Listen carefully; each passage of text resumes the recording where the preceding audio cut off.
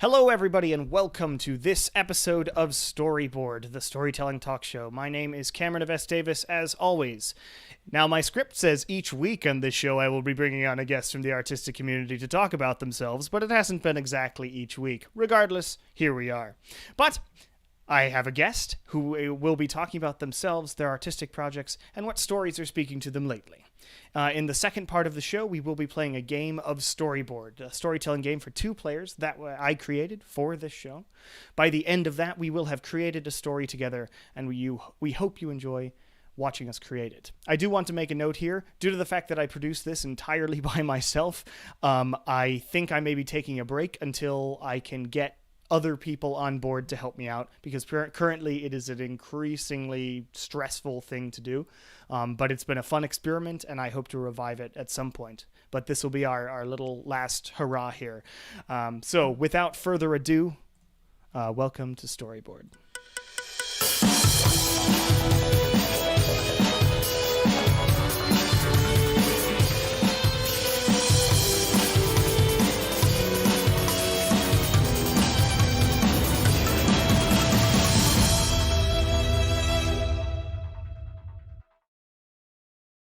And welcome back. I forgot to open a thing, so give me one moment here. There we go. My guest today is Kate Herrell. Kate Herrell is an award-winning multimedia visual and performing artist based in Kenosha, Wisconsin. Kate studied acting and film production in college, where she honed her propensity for wearing too many creative hats at once. I feel you there. She is twice the recipient of the Irene Ryan Award, nominated for her performances as Virginia in It's Only a Play and Mrs. Gibbs in Our Town at the University of Colorado, Denver. In 2012 and 2013, Kate was a finalist in the Hotkey Books Young Writers Prize novel competition. That is a long, long title for that particular prize. Since 2016, Kate has performed at the Bristol Renaissance Faire in Kenosha, Wisconsin. In 2019, she assumed the head makeup artist position for the Fantastikal cast, with whom she also performs as the Dragon Faerie. Most recently, Kate has been seen performing Shakespeare monologues on the Kate Spear Facebook page with her Kate in Crime, Kate Booth. In the holiday season, Kate reviews holiday-themed romantic comedies on Kate Actually, her Facebook page dedicated to bad holiday rom-coms. In her spare time, Kate is an avid writer, RPG and video gamer, and film fanatic. So, Kate, welcome to the show. Thank you. I'm so excited to be here. Sorry for the color commentary as I was reading the bio, but I hadn't read it out loud yet. And that title for the, what is it? The Hotkey Books Young Writers Prize novel competition. Yeah, it's good stuff. Yep. I didn't know. So have you written a novel before? So, long story short, I've written 2 manuscripts that are novel length. Mm-hmm. I made it to the very finals of both of those contests, and I was not chosen, and so those manuscripts went to live in Project Purgatory. So I'd like to at some point redo both of them. They both have their own issues to work through, namely that the way that contest worked was you entered your first chapter, and then if your story was chosen, then you had like 4 months to write 50,000 words. So slower NaNoWriMo. It was like a writing sprint. yeah, slower NaNoWriMo, but like when you've never written a novel length manuscript before, it's a daunting task. Yes. Yeah, I have done it. So. Well, 3 times technically. If 50,000 is the cutoff, I've done it 3 times. Yeah. One, I won NaNoWriMo. That book had good ideas, but was written like crap. Yep. Second one was Blasphemy, which turned out to be my book, and then the sequel to Blasphemy, I'm at about 68,000 or something. So, but that needs. I have set up so much in that book that needs to be solved. Oh man, one day. Yeah, that's where I'm at. I like both of those ideas a lot, but when I was writing them, I was still like in that headspace of the story, and so I would have to find like a renewed love for them. But I've found that too. Like you have to, if you're trying to continue, like even for me, like the sequel, in order for me to continue it, I have to read it every time, so that I get back to where I was. But that takes a long time. and then if I run out of momentum before I start Mm-hmm. writing, then it's just doomed. So Yep. I understand all of that. Yeah. One day I'll get back to Yeah. Khabarov too, because I wrote this whole thing. It had like this composer. It was a sort of steampunky novel, but this composer who, whenever his music was played, it actually imbued the audience with whatever feelings he had, and it got to such an extent, like it got stronger and stronger, that it actually like caused a war. It was pretty cool, but whatever. One day. Yeah. You just gotta get back in that headspace. I reread it again and I was like, Cameron, why so many adverbs? Please, just say what you mean. There doesn't need to be this many qualifiers. But whatever. So, the general actual first question that I have here, and what has been and will continue to be probably, unless this show is done out of all this nonsense, is how are you doing with everything and your life and all that? Just in general.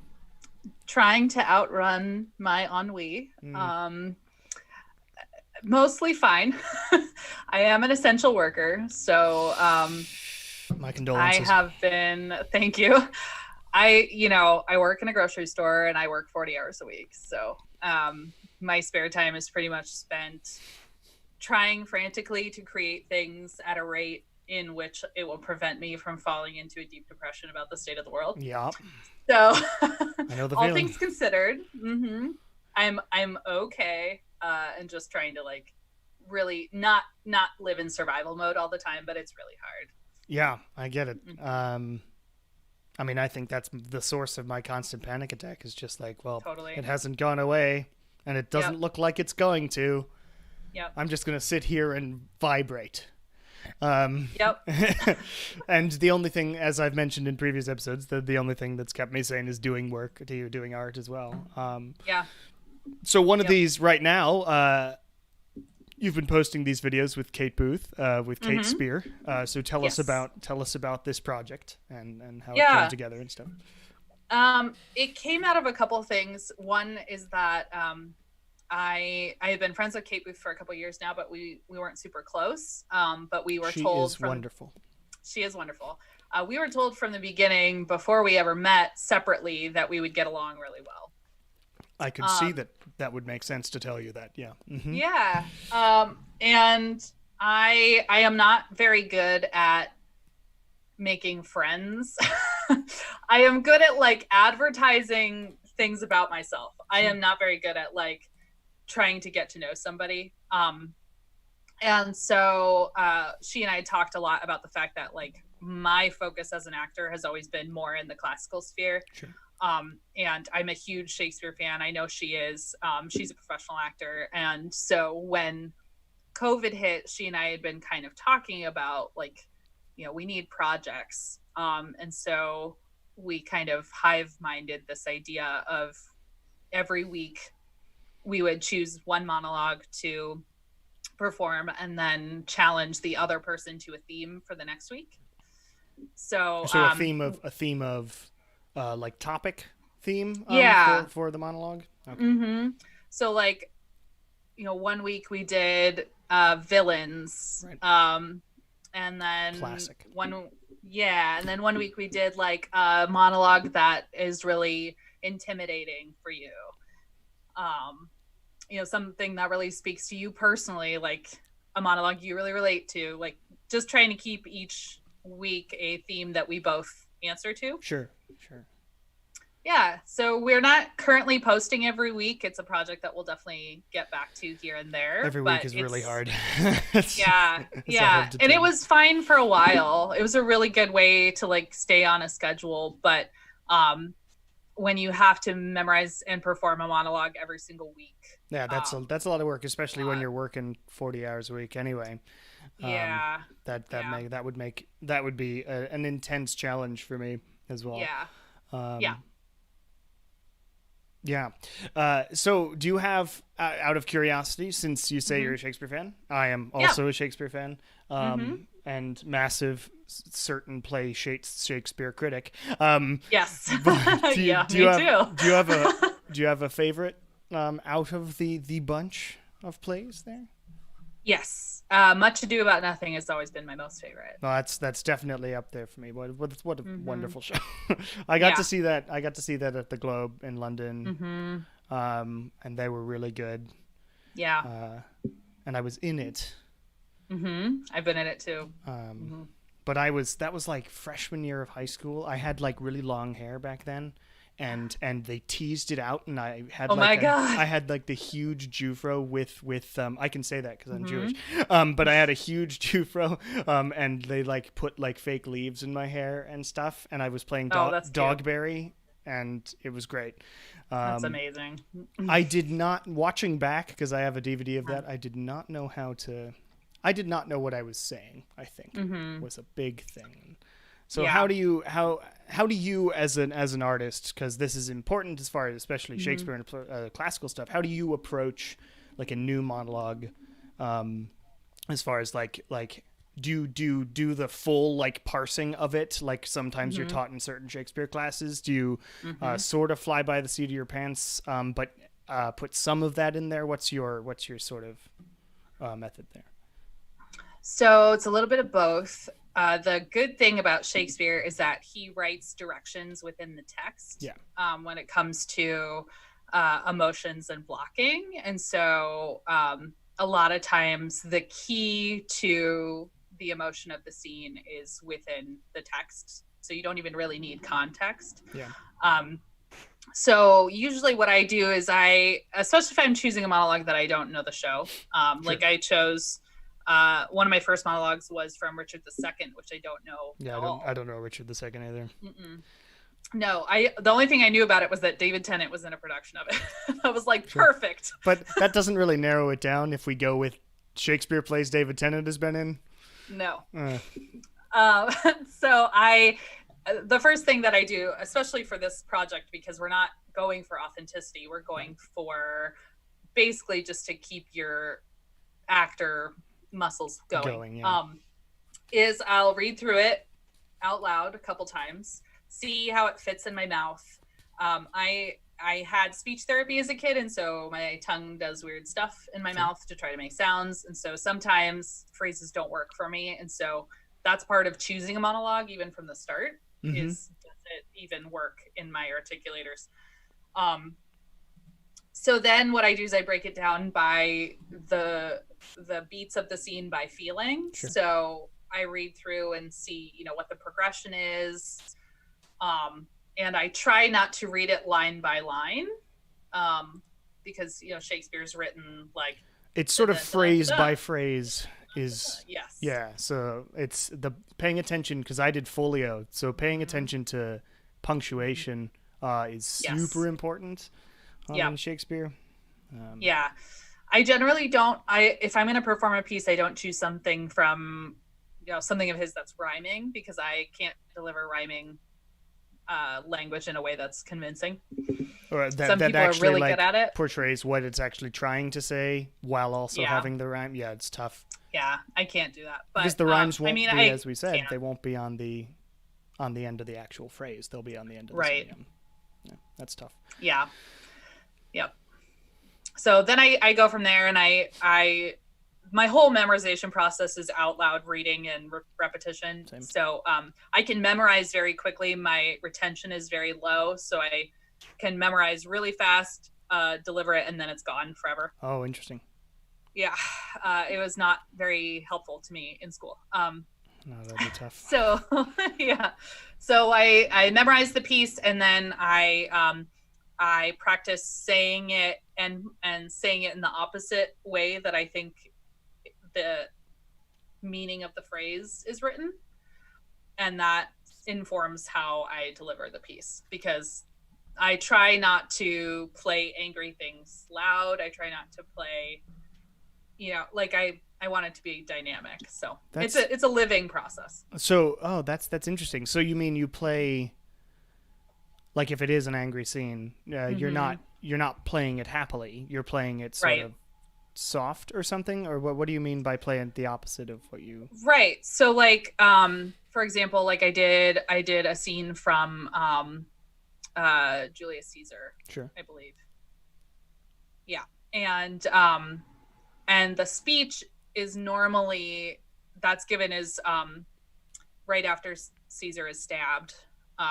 Antony comes and speaks to the people, and it's basically normally given like an address to the whole Senate floor, and he's like really upset, and he's loud and masculine and angry, and I am not masculine. I am small and my voice isn't very strong, and so but you are angry.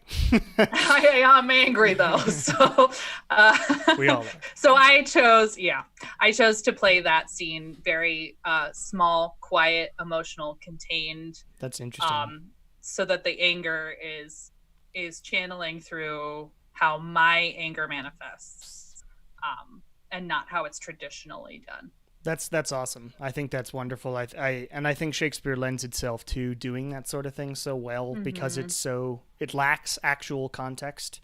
Yes. So much. I mean, that's why you can do, like, I saw a version of a play that I hate, Merchant of Venice, at the Royal Shakespeare Company in Stratford.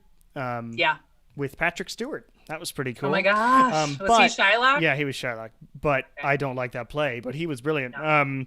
Actually, all the actors were brilliant, but I just can't do that play. It's the big Jew play. I understand. Have you seen Upstart Crow? No, everybody keeps recommending it to me. Well, I will watch it, I swear. You need to watch Upstart Crow, because it is it's so brilliant how they do it. They have great commentary on the different plays and like what the sort of problematic context even for the time was, and sometimes but they do this brilliant thing where David Mitchell as Shakespeare, already just a brilliant idea, and then he always experiences something in his real life that informs why he wrote a play. Like, he gets mixed up with these two lovers who end up dying at the end, and he writes Romeo and Juliet, and that sort of, and it's just it's very well done, and it's all written in sort of faux Elizabethan language, and is very clever. If you don't like Shakespeare, it's really not the show for anyone who is not at least pretty versed in Shakespeare. But unfortunately, you have to like find it on BritBox. Like, that's the only place to watch it. Yeah, well, my stimulus check bought me a year subscription. Oh, so. Great. Then you can watch Upstart Crow and enjoy that. Perfect. So, your other thing that was mentioned in your little bio was Kate Ashley. Big fan of rom-coms? Yeah. So yes and no. I love an archetype. I mean, Jane Austen is my favorite author, which if you've spent 2 minutes around me, you will find out. I feel like I've gathered that, over time. It's not the tattoo on my arm or the, art on my walls. So the reason why I like an archetype is because it's like emotional shorthand. So every time you watch a movie that's the hero's journey, you are set up at least for the basic structure. And so there's a lot of work you don't have to do as the audience. That is very true in romantic comedy. It's so if you are set up. Yeah, absolutely. So you are a lot more likely to buy into the story from the beginning if it follows an archetype or a trope that you're already very familiar with. So that I love in romantic comedy. And I love when it subverts it. Like my favorite romantic comedy, which I think I actually recommended to you at one point, is Notting Hill. I think you did. Yeah, I was looking for something romantic at one point. Yeah. Yeah. The reason why I like it is because it's this like nice guy down on his luck who meets this like woman who is really famous, and she's this like unreachable goal. And then they fall in love. And so like the whole part of it that's very tropey is the like nice guy down on his luck. Yeah, that's exactly the Ali Wong movie that came out as well. Yes. Yeah.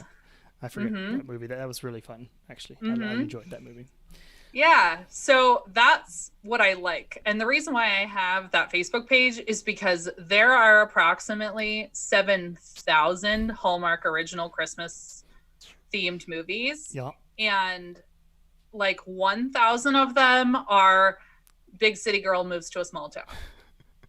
And 1,000 of them are girl from the country moves to the big city.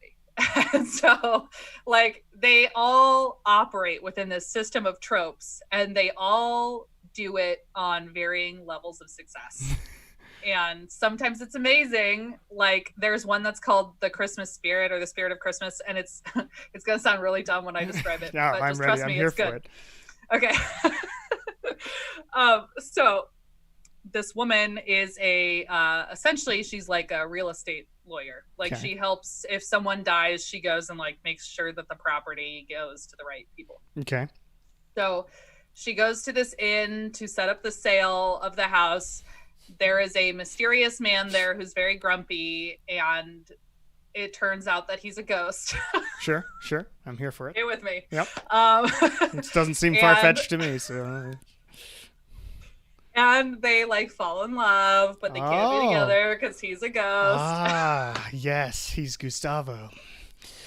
No. But it's so good because it subverts your expectations for that, which is that, I mean, like, already the falling in love with a ghost thing, like, not all that common, I have to say. Yeah. I mean, it happened in that one weird Star Trek Next Gen episode, but yeah. Yes, it did. But so like I'll review movies like that where like it actually is surprisingly good in the way that it subverts the tropes. And then I'll review things like that awful Netflix original Vanessa Hudgens movie where she plays herself and the like princess of whatever with a really bad British accent. Right. And I have to let the people know how poorly they execute their storytelling. So I torture myself for the people. I mean, here's the big question. Is The Christmas Prince good? No. Okay. No. But so many people watch. But I've seen all three. I think there's a niche sort of that they're filling, which is this is a movie that sort of everyone goes in knowing it's going to be bad. And you can enjoy that because it's awful. Like that was wonderfully bad, and I loved it. Well, and that's part of the shorthand too. Is if you go in knowing, okay, a lot about this is going to be tacky and silly and make no sense, and it's going to be in a fictional country that's named something that doesn't sound real. Then you can like Fredonia. let go. Yes, you can let go of how stupid it is and actually enjoy the parts of it that are good. Yeah. And I have cried watching The Christmas Prince, but it's not a good movie. I have once, clear. At one point in my life, I made a sort of mantra, or not mantra, but it's just sort of a way that I look at things. If a piece of art manages to move me to tears, which isn't that hard for me, I like crying at things, makes me feel alive. But if it manages it, then I count it at least on the okay list. I mean, that was pretty good. It moved me emotionally enough that I got connected with the characters. Even if all of it wasn't good, it doesn't matter. Really, and I was ranting about this because I posted yesterday that like I liked the Witcher show and that descended into madness and people telling me it's bad. Because people have been telling me it's bad since it came out. But I mean, the big thing is that like there is no real objective good in art anyway. No. And all these arguments that we're having, and even like I was watching Jenny Nicholson videos today, and she goes into what seems, and it's good art analysis, but art analysis itself is subjective. So it's sort of tough to, you can't say this is bad because I hate Always Sunny in Philadelphia, but people seem to like it, and people seem to say that there actually are some deep moments in it and stuff, and I'm like, but okay, all right. Okay. I'm not going to yuck your gum. You go enjoy that show. I'm going to think it's bad over here in my subjective side of things. I'm notorious, though, for liking stuff that other people don't like. And I think it's for that reason where I feel bad that people don't like it. And so I look for the good in it. Yeah. And that's a lot of those like Christmas rom-coms, but also like I like a lot of like teen stuff that is made for teenagers. Ooh, trashy teen stuff's really great though. It's so good. I think so. I mean, I'm on the Riverdale train like full on, so I I love that show. It's so something, but I love it.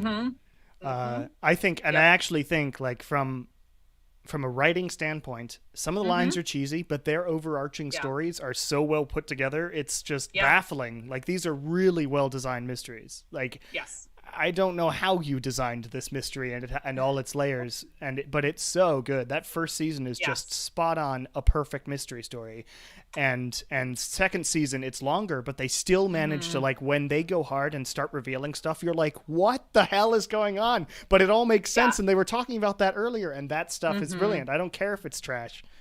Don't care. It's wonderful. I'm trash. Yeah, don't care. Trash. I will own the trashness. Thank you, because it's fun. And The Witcher is kind of trash, but it's awesome at the same time. And maybe they could have added time, like, indicators to Geralt's story or something. But I don't know if it matters. That whatever. It's Yep.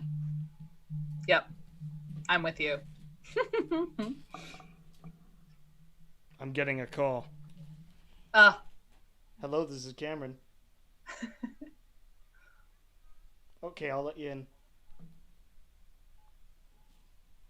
I got a package. Yay! It's citrus solve so that I can finally clean my bathtub. Anyway. Huzzah!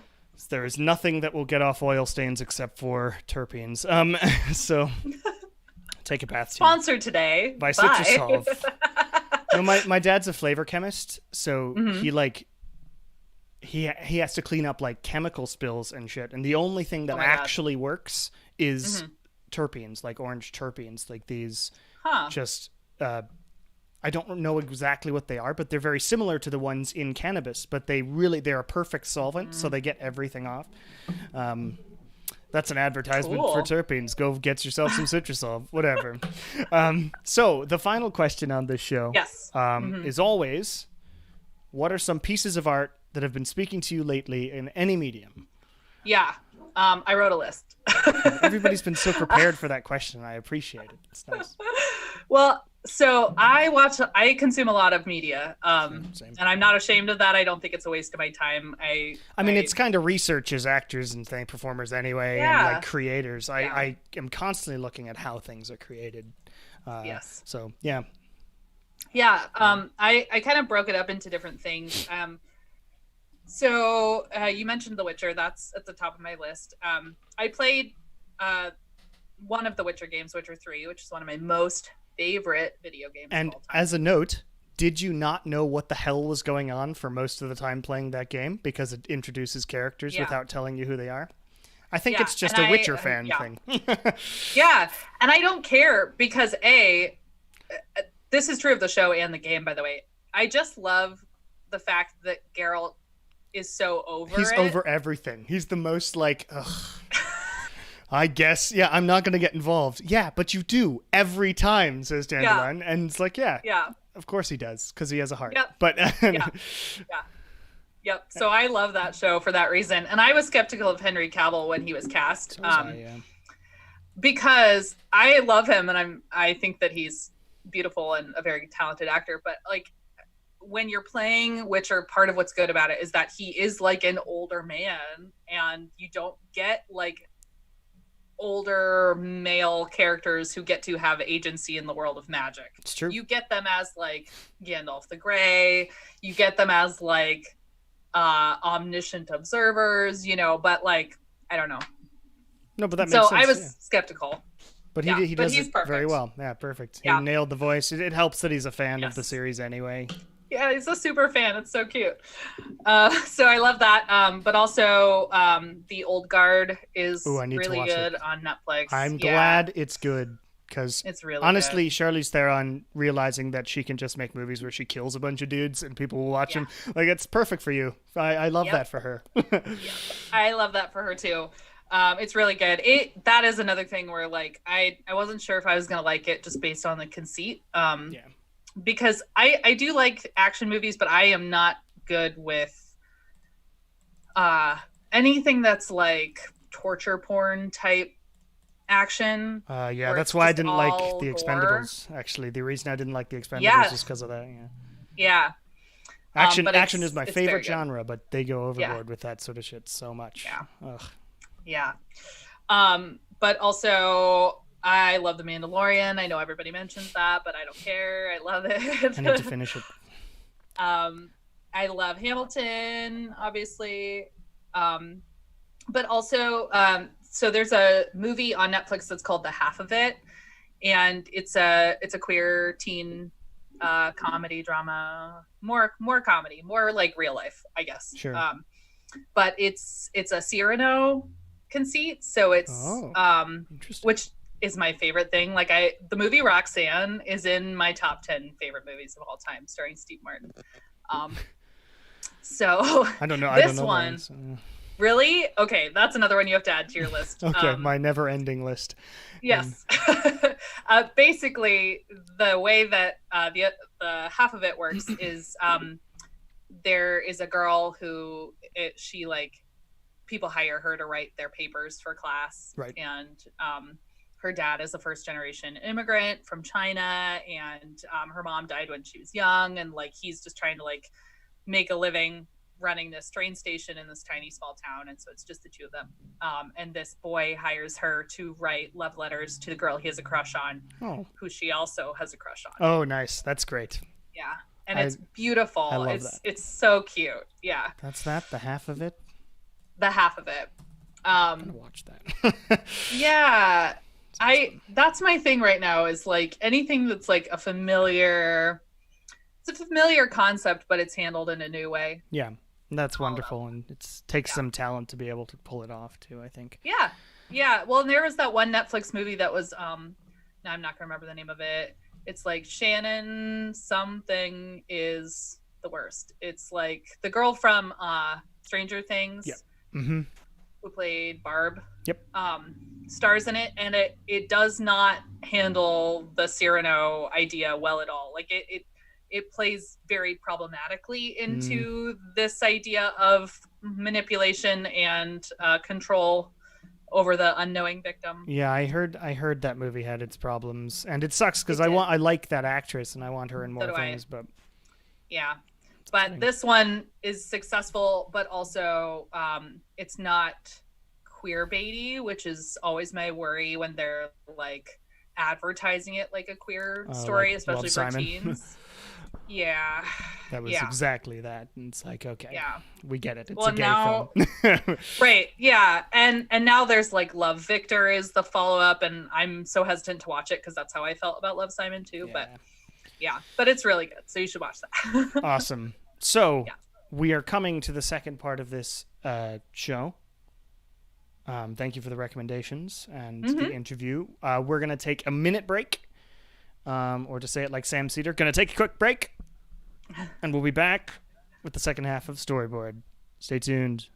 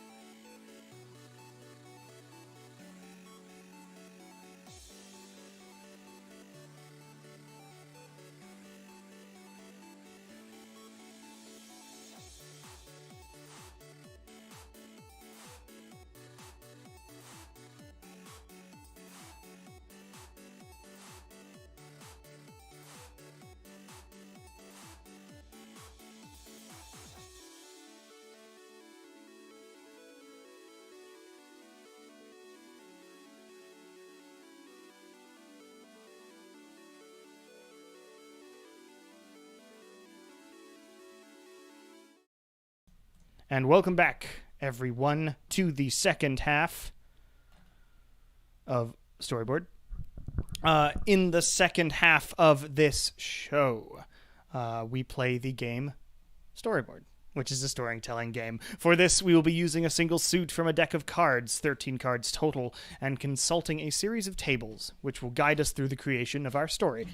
We'll start by drawing a card each to determine 2 characters who will be central to the plot. Next, we will draw a card for an important location, and then one for an important object.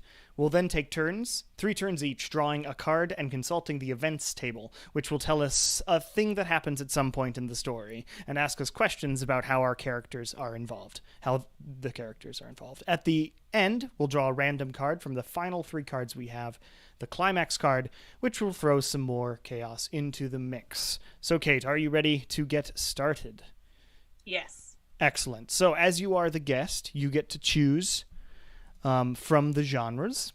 And those genres are horror, fantasy, sci-fi, and teen drama, or sort of Buffy-y. There's some supernatural stuff, but that's the basic idea. Why did my phone just shut? God damn, I'm just having phone issues. It's all good. I want to go with fantasy. Great. This is why running the show by oneself is extremely annoying. Yep. Mm-hmm. Also, it looks like I still have my filter for when I wasn't able to zoom in enough, so my arms now disappear off to the side. Because I used to have this mask so that you wouldn't see the corner of the green screen. But oh, yeah. All right. So, for viewers at home, the upper left on your screen shows the information as I type it in. I will also be able to zoom into it just to show everybody what I'm actually typing while we go. The upper right is obviously Kate. The lower right is me. And the left here is where I will be placing the cards so that we make sure that I'm not cheating at this game that I can't cheat at. All right. I mean, I guess I could like... but that would be stupid. Fantasy. Well, let me choose the fantasy music, because there is a little bit of music I like to play in the background just for the show itself. Let's start with Middle-earth Dawn. Very peaceful. Let's go with Wizard's Tower, actually. These are all the music I use for D&D as well, so just put them all in. Perfect. All right, so fantasy, wonderful. Yay. So first things first. Who wants to go first? You're the guest. Normally, I'd have you go first and choose your character. So sure. If that sounds good, excellent. So sounds great. First, I am shuffling these cards, and we will choose your character. Awesome. It is a 5 of clubs, which is the villainous king. Ooh. Ooh. Excellent.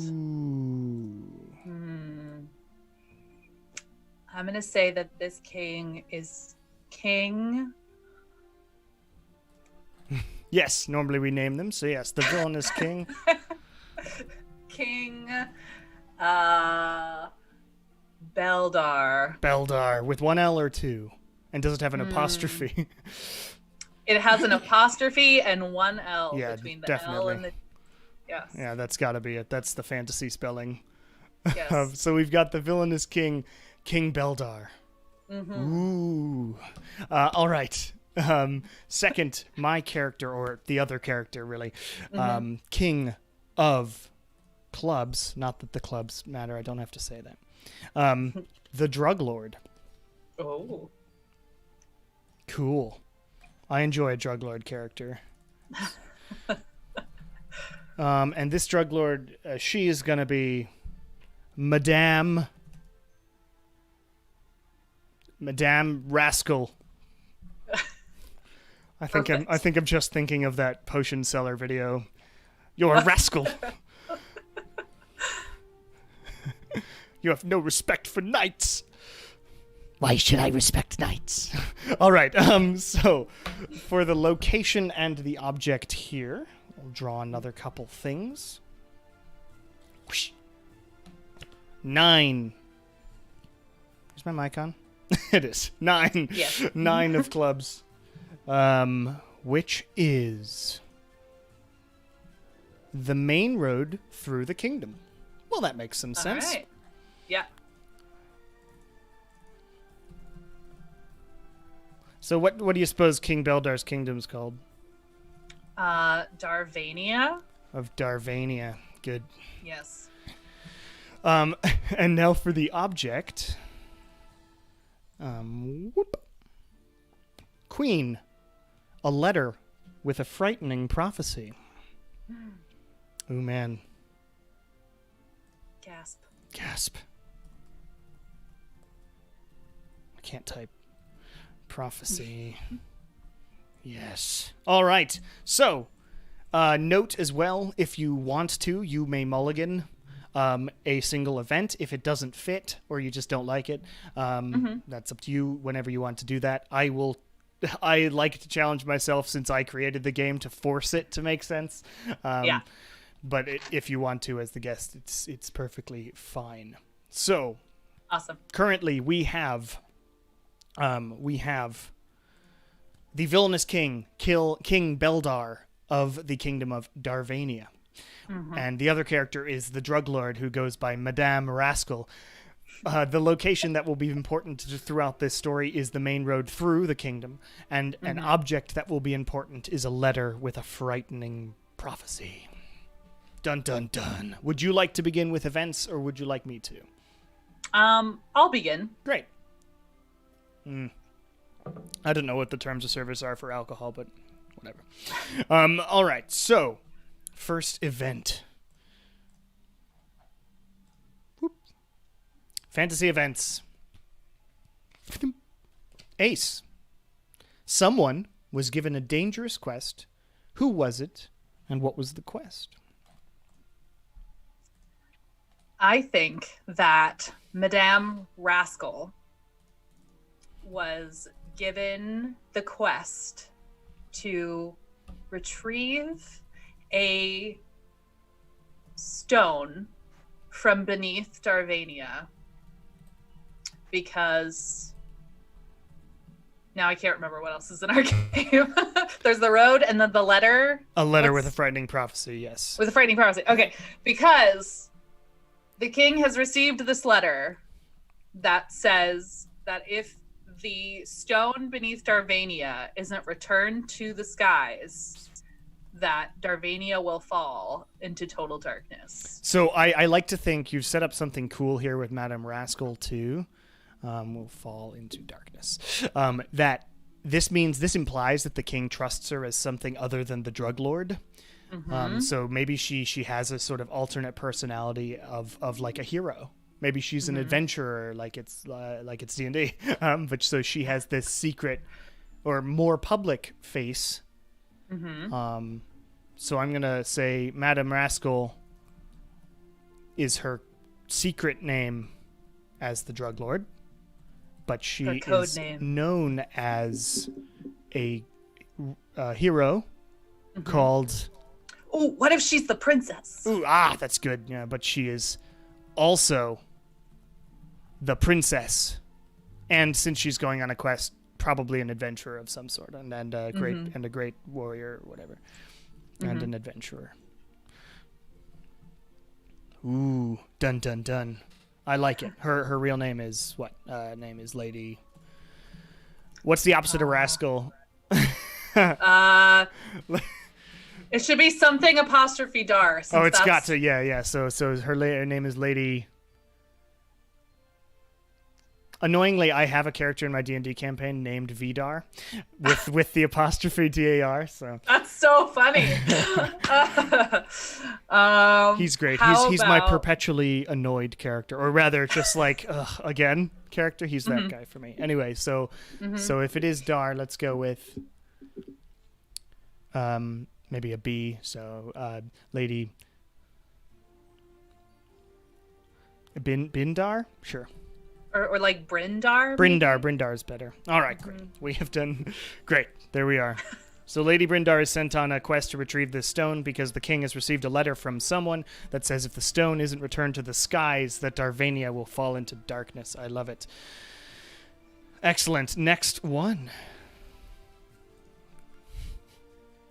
Once my document stops saving for 20 years. It's done it. Okay. 8. Monsters attack. How do you handle this? Are the monsters under control by one of you? Well, I think it's very clear that King Beldar is in control.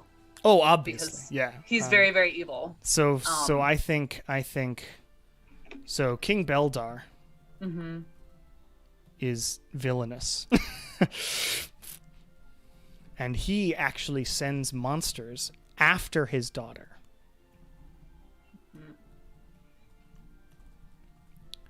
In order to stop her on this quest. What he wants is like her to die tragically, so he can just go, oh no, she died. And as the kingdom descends into darkness, that's actually like what he's been aiming for all these years. So he's keeping up appearances, sending her on this quest, but really he wants to stop her. That's right. He wants the world to turn to darkness. And wants to keep up appearances of trying something to stop the problem, which I think has been made public, which was leaked to the public somehow. If she dies tragically trying to stop the bad thing, then he can wash his hands.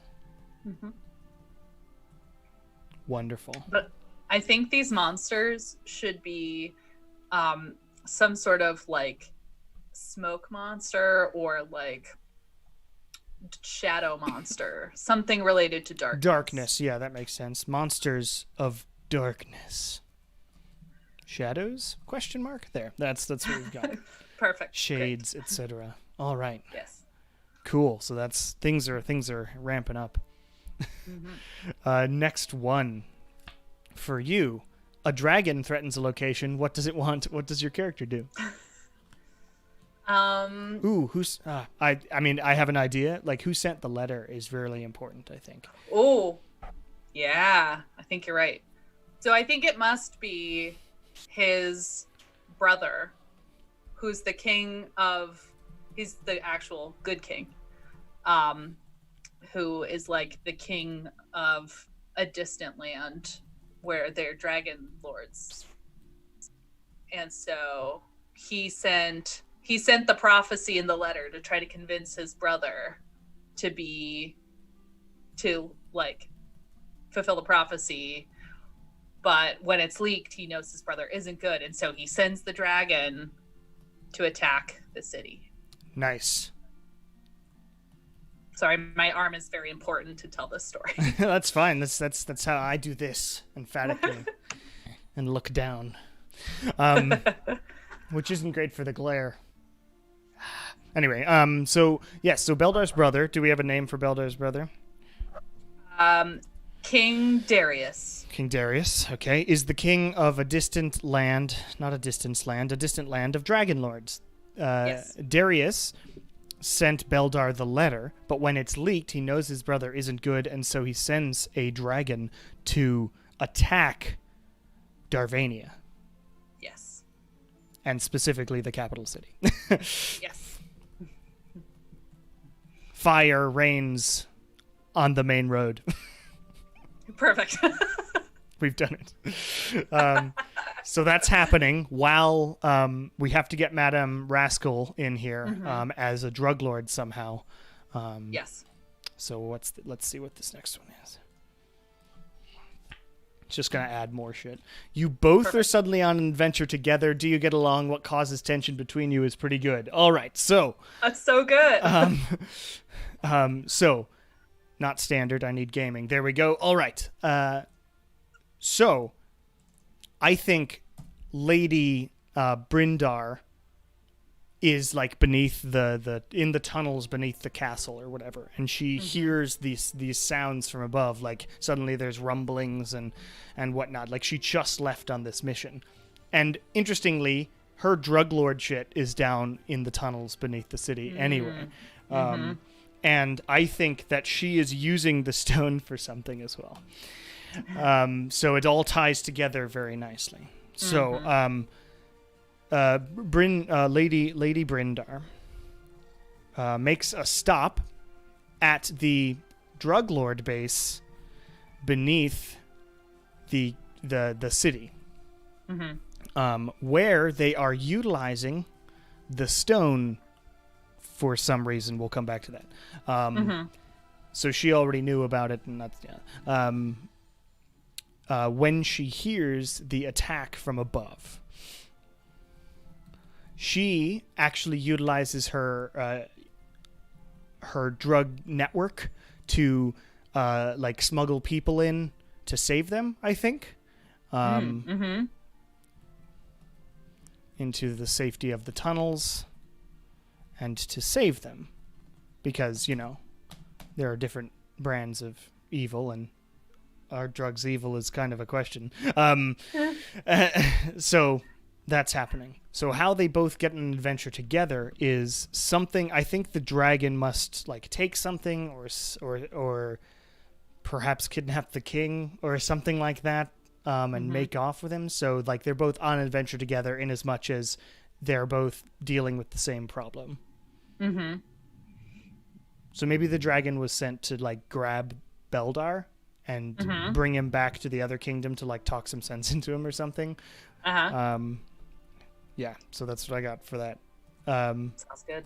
The dragon was sent to kidnap Beldar and bring him to a location to be talked sense into. That's not English, but that's all right. Yes, it is. I'm a descriptivist. All right. So we can come back to if they're utilizing the stone or not, but I think that could be really cool. I just don't know how to fit it in right now. So Brindar has to head off to find him because he's still her dad. All right. Next one. Bum, bum, bum, bum. 10. Someone was caught red-handed doing something nefarious. Who was it? What are they doing? And were they caught by one or both of your characters?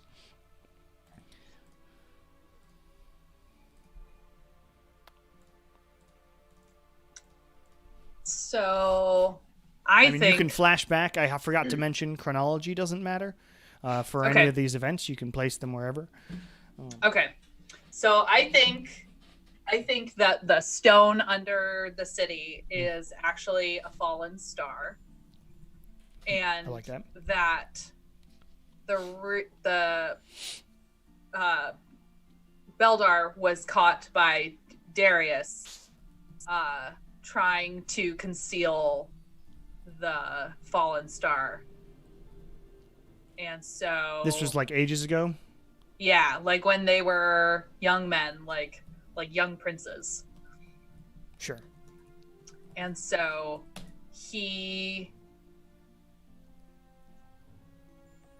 So Darius caught Beldar trying to, or maybe it's the other way around. Beldar caught Darius trying to conceal the meteorite and had him banished from the city. And so he went and became a dragon lord. And so that's why Darius sent the dragon to get him, because maybe he's the more evil king of the two of them. Sure, why not? Basically everybody's just morally gray. Yes. So Darius was banished. He became a dragon lord when he left, and he actually wanted to get the stone instead of and so it's a false prophecy. Right. When he left, and he sent a false prophecy, not false prophecy to Beldar, is this like, do you think this is to reveal the location of the stone so that the dragon was always going to show up anyway? So as soon as they moved it out, like then they could just nab it? Yep, Nenny knows where it is. Right. To get Beldar to reveal the stone so that the dragon, which was always going to attack, could either grab it or tell Darius. Yeah, and maybe why the meteor is important is because using it has some sort of effect either on humans or dragons. And so that's why Lady Brindar can use it for stuff. And that's why Darius wants it. I mean, I think it could be a relatively mundane, like, maybe she doesn't know all of it about it, but maybe she's using it just to conceal the place below. It's literally just a conceal position, and that would make sense for drug lord stuff too. Yeah, that's a good idea. Utilizing the stone to conceal the base. It's easy enough. Or tell Darius. Since the stone wasn't revealed, they kidnapped Beldar to interrogate. That's good for now. We can clean this up later. All right, next one. 7. You find yourselves lost. Where did you get lost? Did you cause it, or did something beyond you intervene? Now, I think the stone does more than what it's being utilized to do. And I think as she leaves to go get her dad, she takes the stone to like hide from the dragon. And you mentioned that it might have something to do with it does something to dragons. I love that idea. Or like does something around dragons. So like maybe when she gets close, they all like get transported to some other realm or something, like this weird shadowy star realm. Yeah, that's cool. Of the gods or whatever. So that's what that's where they get lost. Madame Rascal takes the stone in order to conceal her approach to the dragon. The stone, though, interacts with the dragon, since dragons are made of stardust in this universe or something. Yes. And sends both Rascal and her father to this mystical star realm, and they are lost at this point in the story. I think here they have to like talk and like confess things, because they like for a while they're like they just sit there and looking for a way out, but currently can't figure it out. They still have the stone, but can't figure out how to use it. So there's this, if it were a movie, there's this scene where they have sort of half given up. This is the scene right before somebody has a eureka and they're talking to each other. So they talk to each other, and Madame Rascal reveals herself as like, I had the stone all along. I'm sorry. Was it really causing any problems? And King Beldar has to say, I don't think so, but I trusted my brother. And then I remembered that he was the one trying to use this for nefarious purposes years ago or whatever. So they have this conversation, which reveals that information. So they now have a common enemy. So they have a conversation where they reveal that Brindar has always had the stone, and that Beldar's brother was originally trying to utilize the stone for a nefarious purpose. I can't spell nefarious. And now they have a common enemy. Then they have a eureka moment and figure out how to use the stone to get out of here.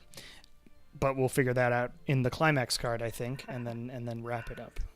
Perfect.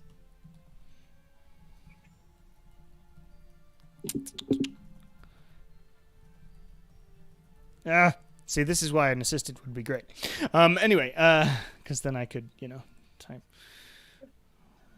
wonder if I can make my bullet points a little closer together.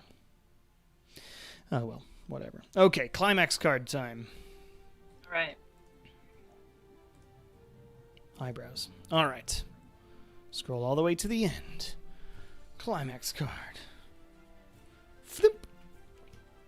Someone makes a dramatic mistake.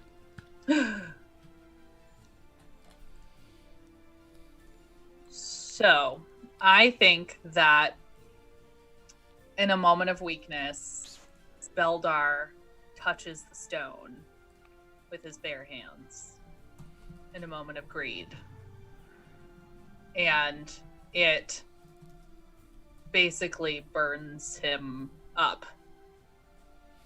But it also sends Lady Brindar back to the human realm.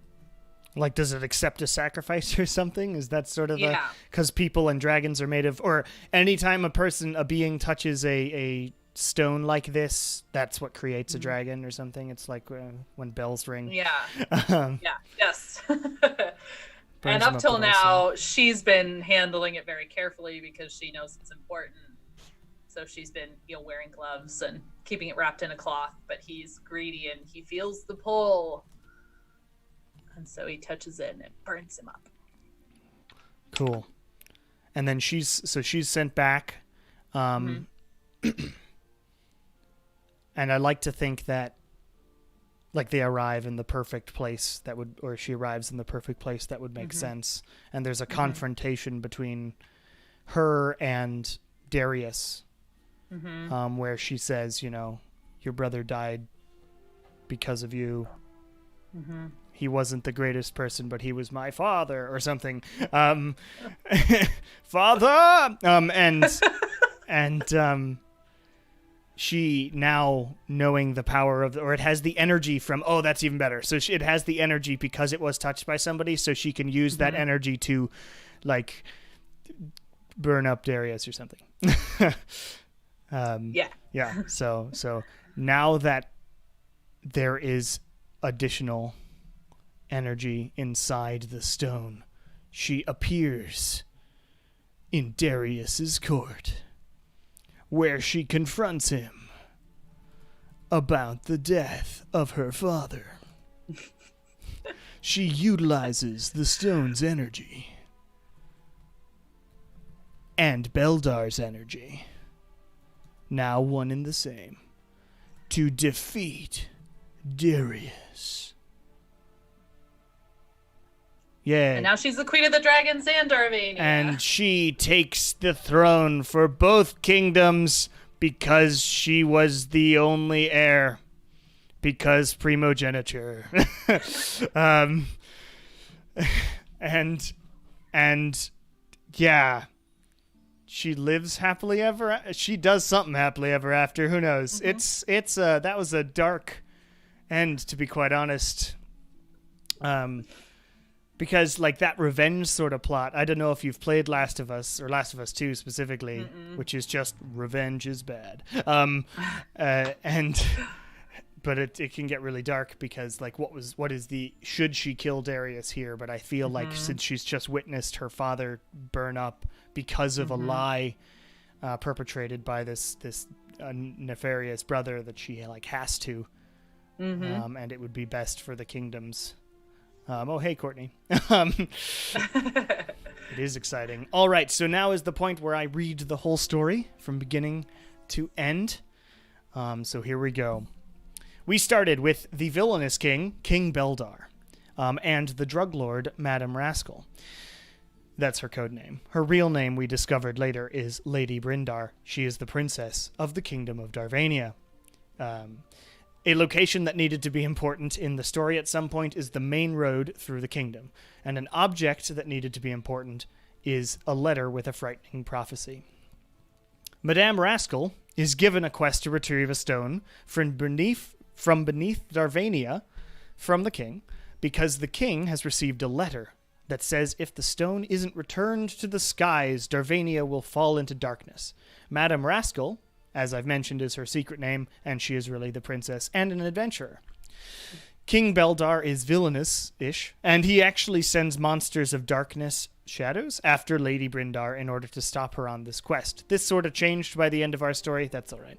I'm cool with it. He wants the world to turn to darkness because he wants... Okay, it's all just about his power. He just likes his power, and he wants the power, and he also, like... He hears this prophecy, and instead of taking it as, oh, that's bad, he's like... Cool. Perfect. Yeah. And wants to keep up the appearances of trying to send someone to stop the problem, which was leaked to the public. If she dies tragically trying to stop the bad thing, then he can wash his hands of the situation. Not a great dad. Beldar's brother, King Darius, is the king of a distant land of dragon lords. Darius sent Beldar the letter, but when it's leaked, he knows his brother isn't good. This also slightly changed, but actually works for this part in the story, and so he sends the dragon to attack Darvania, and specifically the capital city. Fire rains on the main road. That's the way we fit in the main road. We did it. Lady Brindar makes a stop at the drug lord base beneath the city, where they are utilizing the stone right now to conceal the base. It's one of its powers. When she hears the attack from above, she utilizes her drug network to smuggle people into the safety of the tunnels and save them. The dragon was sent to kidnap Beldar, or find information about the stone, really, and bring him to a location to be talked sense into, if the stone wasn't found. So Brindar has to head off, Lady Brindar has to head off to find him because she still considers him her dad, and that means something to her. The stone is a fallen star. Beldar caught Darius a long time ago in a flashback scene that we are now realizing or learning about, just trying to conceal the fallen star a long while ago when they were princes, and Darius was banished from the kingdom. He became a dragon lord and the king of the dragon lords in that other kingdom, and he sent the false prophecy to Beldar to get Beldar to reveal the stone so that the dragon, which was always going to attack, could either grab it or tell Darius. Since the stone wasn't revealed, they kidnapped Beldar to interrogate him. Madame Rascal takes the stone in order to conceal her approach to the dragon. The stone, though, interacts with the dragon, since dragons are made of stardust in this universe, and sends both Rascal and her father to this mystical star realm, and they are lost. They have a conversation where they reveal that Brindar has always had the stone, and that Beldar's brother was originally trying to utilize the stone for nefarious purpose, and now they have a common enemy. Then they have a eureka moment and figure out how to use the stone to get out of there, but can't figure it out really because it's super dangerous to touch. In a moment of weakness and greed and sort of... they were probably there for like a long time, and time works differently, I'd say. Beldar gets fed up and touches the stone with his bare hand, and it burns him up and sort of charges the stone up with this energy, but also sends Lady Brindar back to the normal realm. Up till now, she's been using it very carefully, using like gloves and shit. Now that there is additional energy inside the stone, she appears in Darius's court where she confronts him about the death of her father. I think it's cool if this is like years later. She utilizes the stone's energy and Beldar's energy to defeat Darius, and she takes the throne for both kingdoms because she was the only heir. At the end, years after, they disappeared. And there we have it. A sort of happily ever after game. Of loss and attempts to reconcile with a not so great father, but a father nonetheless, I guess, and not always pleased with that particular message in stories, but that's okay. So that was really fun. Thank you for coming on and playing that game and being interviewed. Yeah, it was a blast. I am glad. If there's anything you'd like to say or anything. Oh, all the links to Kate Spear and Kate Actually, that's what it is. Kate Actually are in the YouTube description, so you can find her stuff there if you're curious. But yes, so thank you for joining me, Kate. It was wonderful to have you. Thanks so much. I hope you have a good day. I'm going to you too. hang up the Zoom call now so I can do the final outro thing. See you later. Bye. Bye. And so there we have it, everybody. We've done it. We've done a short season of basically 6 episodes. It's basically like a British sitcom of a live storytelling show and interview show.